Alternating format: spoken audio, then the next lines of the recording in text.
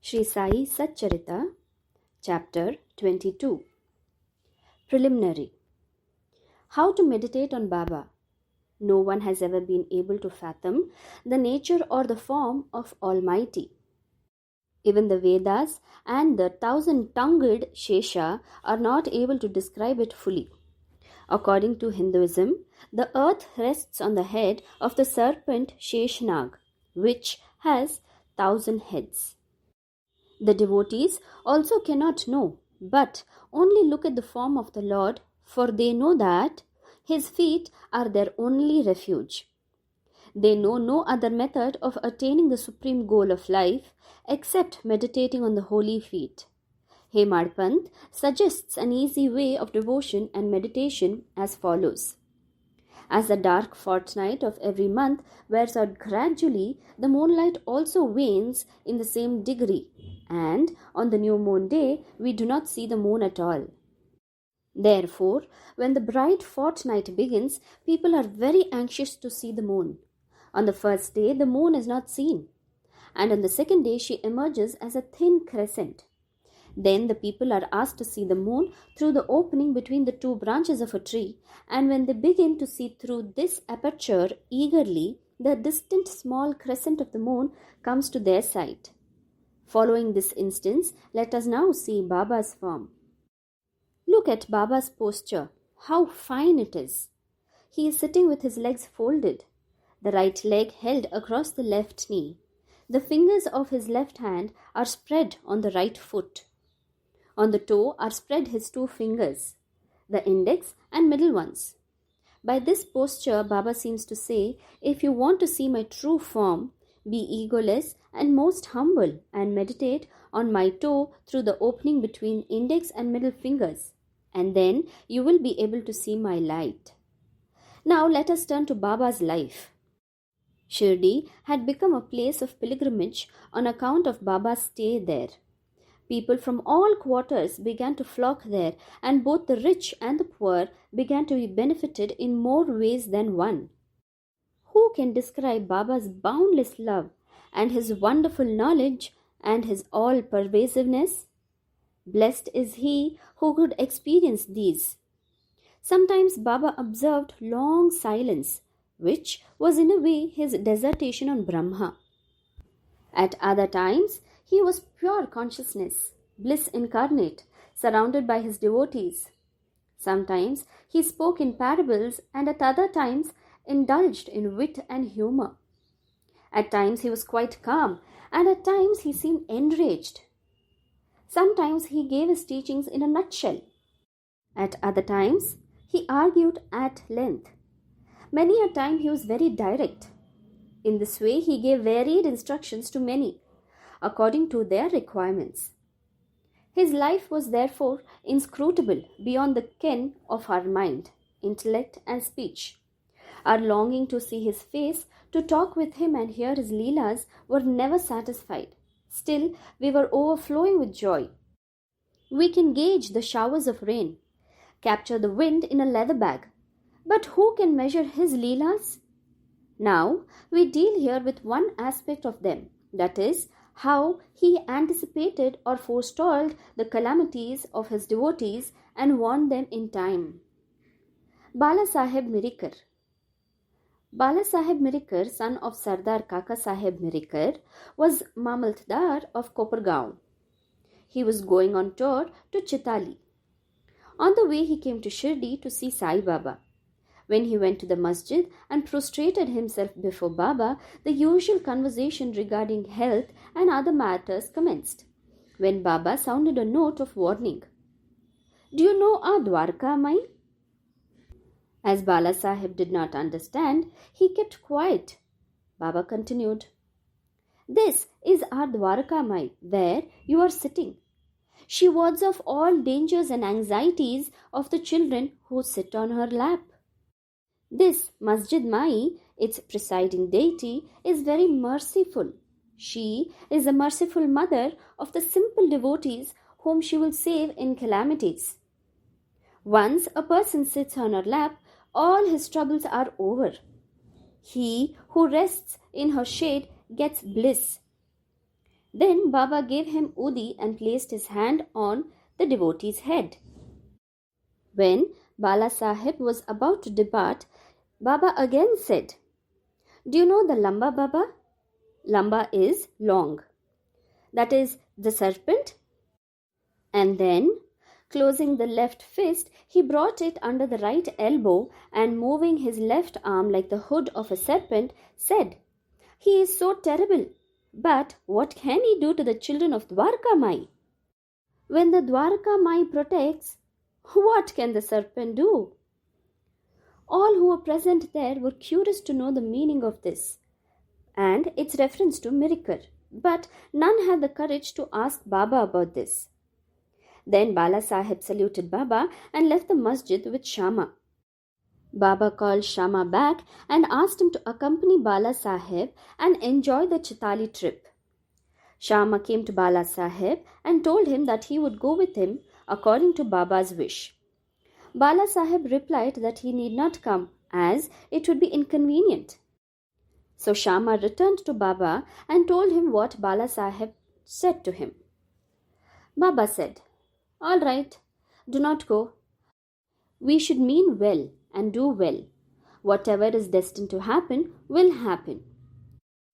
In the meanwhile, Balasaheb thought over again and calling Shama asked him to accompany him. Then Shama went again to Baba and after taking his leave started with Balasaheb in the Tonga. They reached Chitali at 9 p.m. and encamped in the Maruti temple. The office people had not come, so they sat in the temple talking and chit-chatting. Balasaheb was sitting on a mat reading a newspaper. His uparani, that is the upper dothar, was spread across his waist and on it a snake was sitting unnoticed. It began to move with a hissing sound which was heard by the peon. He brought a lantern, saw the snake and raised an alarm.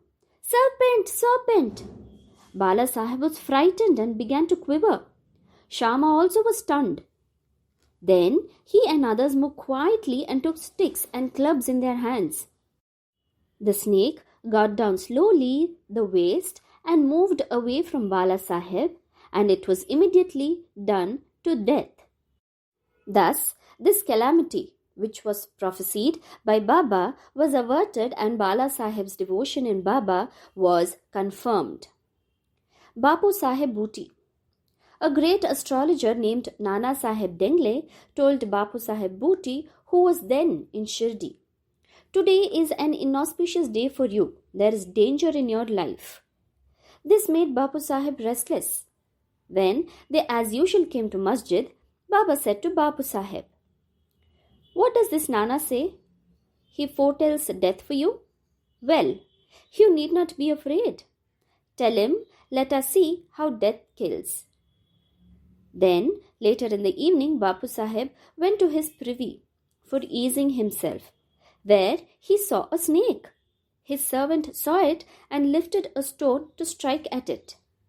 Bapusaheb asked him to get a big stick, but before the servant returned with the stick, the snake was seen moving away and soon disappeared. Bapusaheb remembered Baba's words of fearlessness. Amir Shakkar. Amir Shakkar was a native of the village Korhale in Kopargaon Taluka. He belonged to the butcher's caste. He worked as a commission agent in Bandra, Mumbai, and was well known there. He once suffered from rheumatism, which gave him much pain.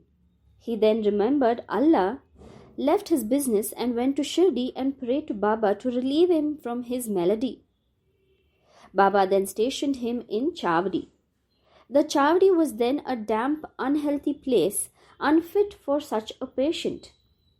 Any other place in the village or Korhala itself would have been better for Amir. But Baba's word was the command, the chief medicine. Baba did not allow him to come to the masjid, but fixed him to the Chavdi every morning and evening. Every alternate day, Baba went to the Chavdi in a procession and slept there. So, Amir got Baba's contact very often. Amir stayed there for full 9 months and then he got a disgust for the place. So one night he stealthily left the place and came to Kopargaon and stayed in a dharmashala. There he saw an old dying fakir who asked him for water. Amir brought it and gave it to him. As soon as he drank it, he passed away. Now Amir was in a fix. He thought that if he went and informed the authorities, he would be held responsible for the death, as he was the first and the sole informant and knew something about it. He repented for this action, that is, leaving Shirdi without Baba's permission, and prayed to Baba.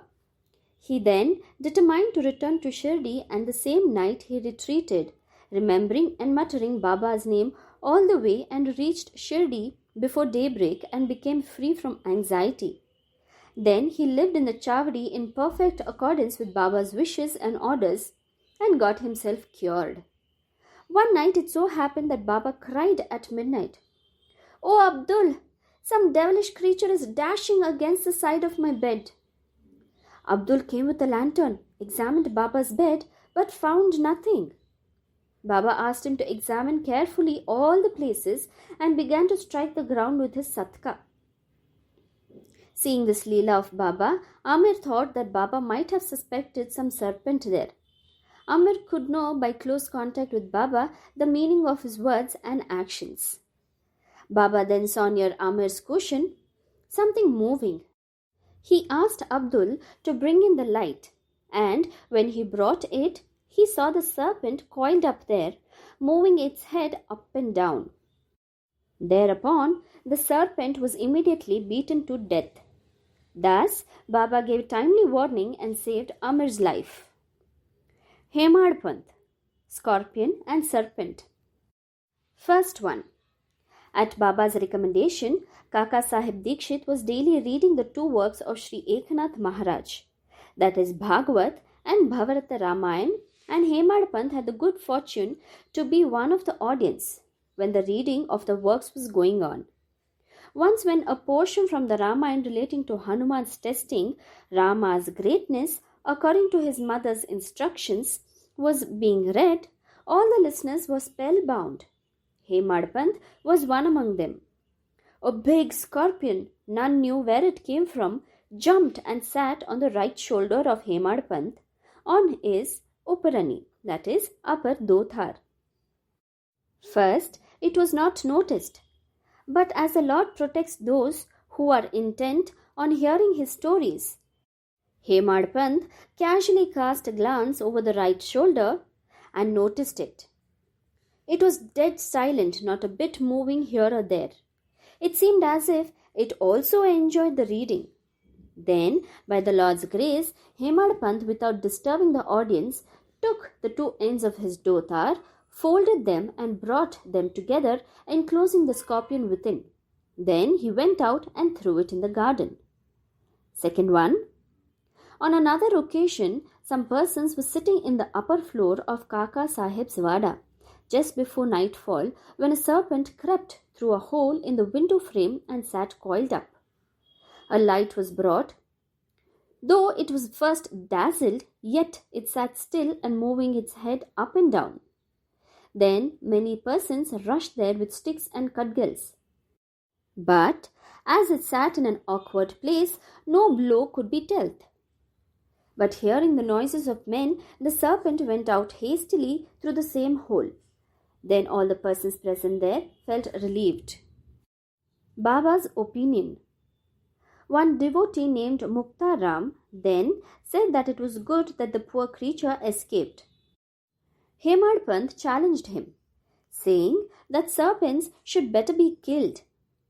There was a lot of hot discussion between them, the former contending that serpents and such creatures should not be killed, the latter that they should be.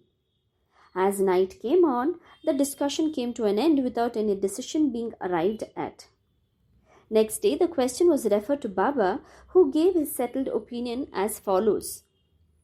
God lives in all beings and creatures, whether they be serpents or scorpions. He is the great wire-puller of the world, and all beings, serpents, scorpions, etc., obey his command. Unless he wills it, nobody can do any harm to others. The world is all dependent on him, and no one is independent.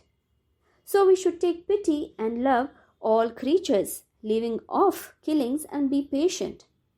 The Lord is the protector of all. Om Sai Ram.